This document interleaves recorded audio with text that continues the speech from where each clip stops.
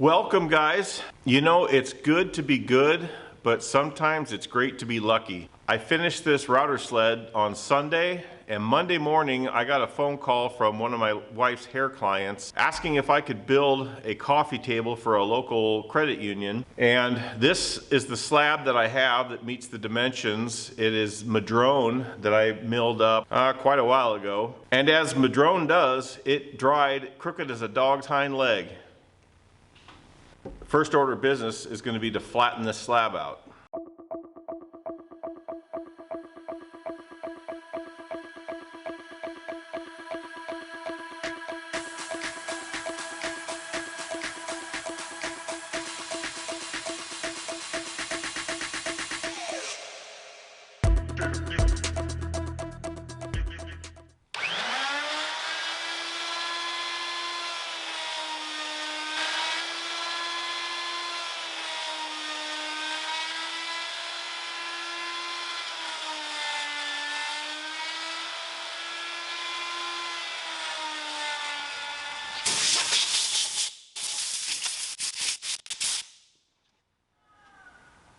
It's really no surprise with a piece of wood that shrunk and warped this much that there's some imperfections, there's some shrinkage cracks.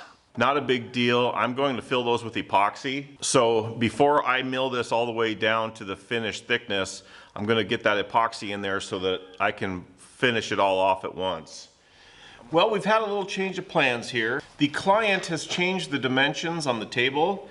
And instead of a 42-inch long table, now they want a 36-inch long table. And so I've recommended this walnut slab that I have.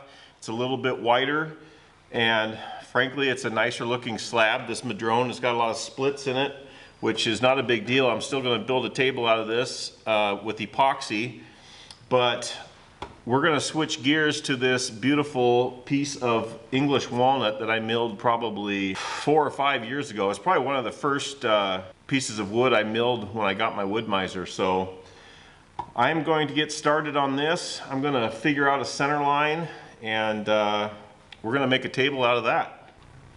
19 inches here, so 9.5 would be middle.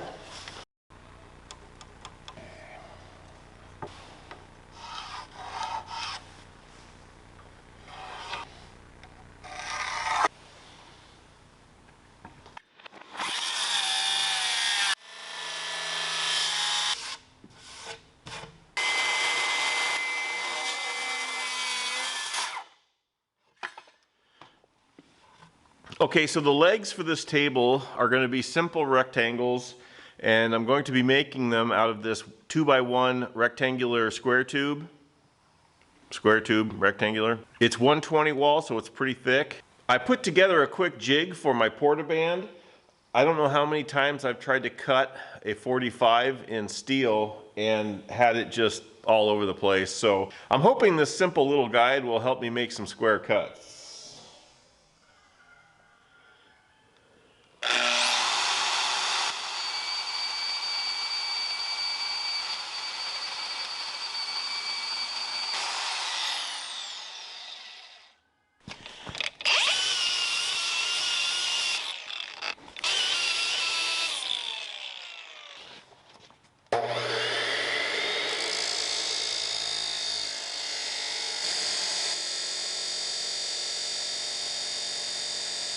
There's got to be a better way.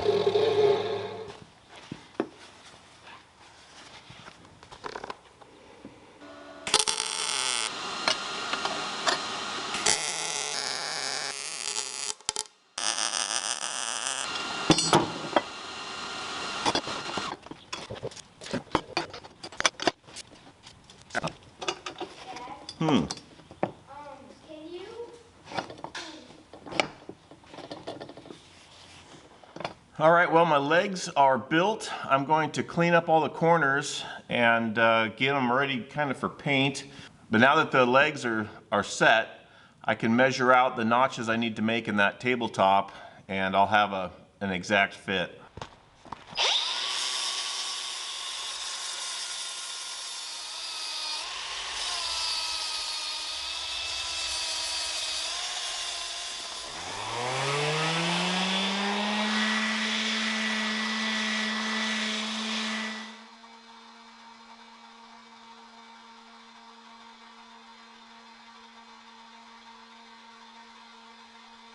Now that I have the legs pretty much complete except for some detail work, I can lay them out on my tabletop and get all that finished out so that during the 7 days that the finish is going to take to cure, I can work on these legs, get them 100% and painted and ready for installation, and then by that time the top will be done, cured, ready to go. The example photo I got showed this whole section notched out for the leg to fit flush with the surface. I think it would be kind of neat to just router out a recess, and then this will slide in. You'll still have the edge wood showing underneath.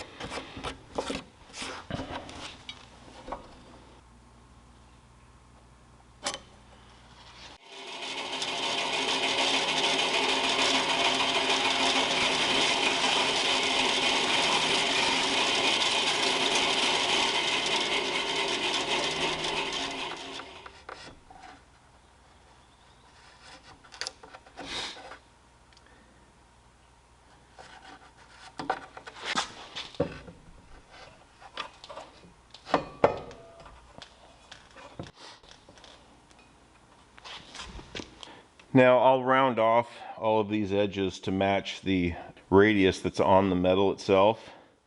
But now that I've got these fit, I can finish sanding and get this ready to apply the finish.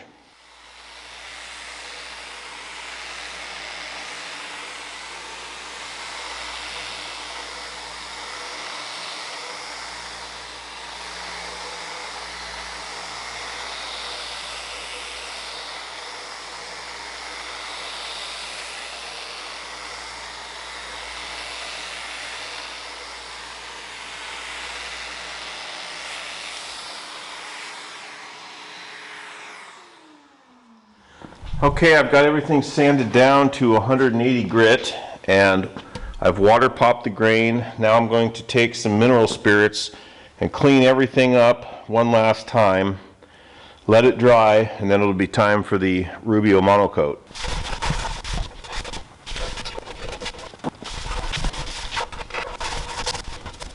All right, I'm going to let that dry, flip it over and do the top.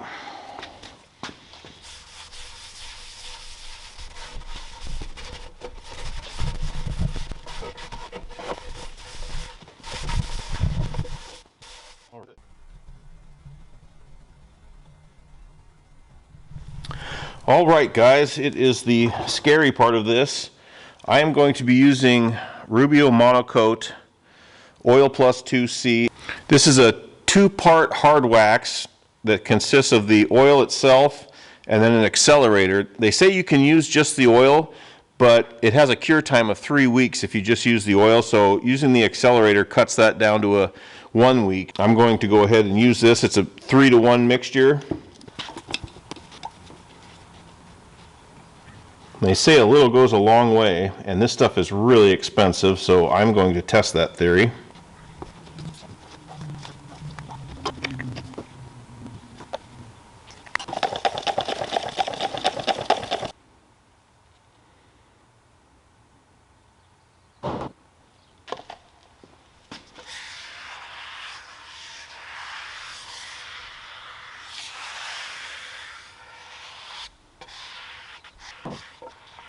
Instructions say that the wood will only take what it will take and not a drop more, so we're going to spread it around liberally.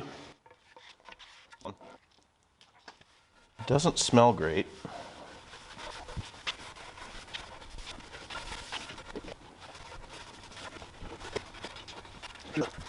Wipe off the excess. I'll let this set for about 10 minutes, and then I'm gonna hit it with a buffer.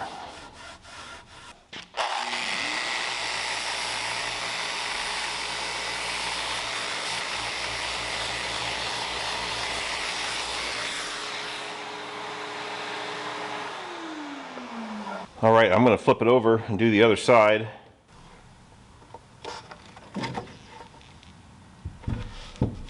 Hopefully I've got enough left.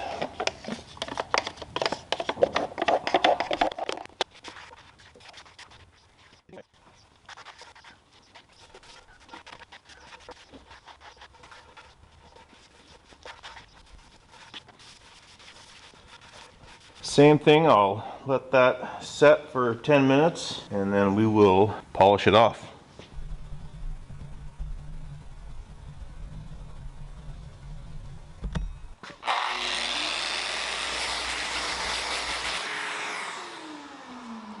Well guys, I knew this stuff was going to hit it out of the park. It's called Rubio Monocoat, meaning one coat, but I'm going to put a second coat on tomorrow after this cures for 24 hours, just to fill in some of the spots where maybe the end grain is pulling in a little more and just give it one final nice even sheen. I got this kit on Amazon. It was $85. This stuff is not cheap. In the future, I will forego the kit with the pads and everything, and there is a maintenance oil that will go on after that second coat. So tomorrow I'll put the second coat on after scuffing it all up, and now I'm going to get back to work on those legs and get them finished up because I cannot wait to see this thing put together.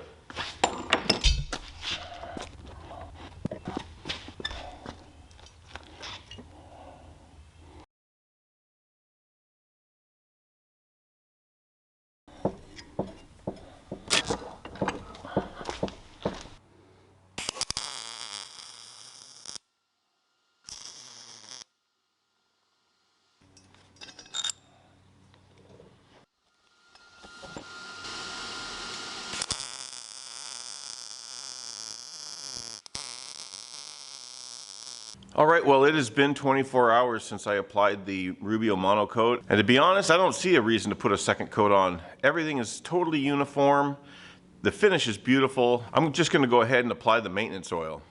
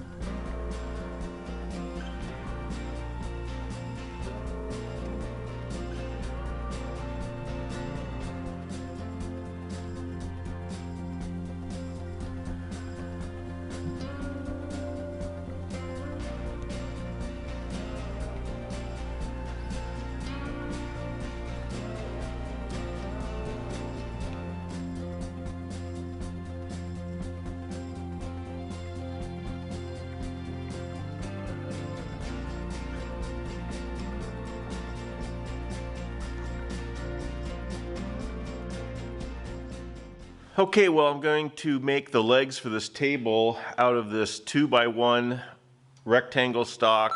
Out of this 2x1 rectangle tube, I threw together this simple little jig out of some square stock.